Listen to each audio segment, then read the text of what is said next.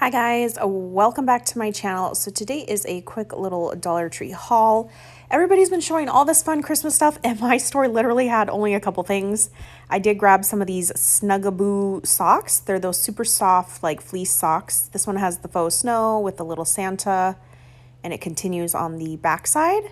I got these for like Happy Meal. And then these ones are like little, what's that called? Shoot, elf socks.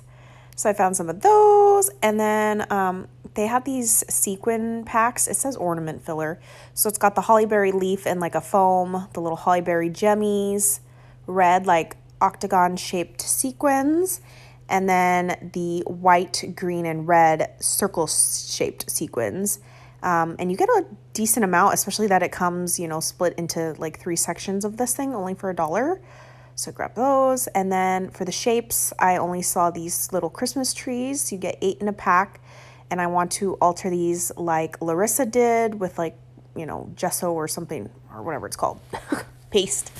And then the trim, I was excited to see this. They do have green, red, and white, but my store only had some, not some, but one green. So I'm just going to have to like keep going. And then I want to find the gingerbread shapes and all that good stuff. So yeah. For now, this is my Dollar Tree haul, and I'll catch you guys later.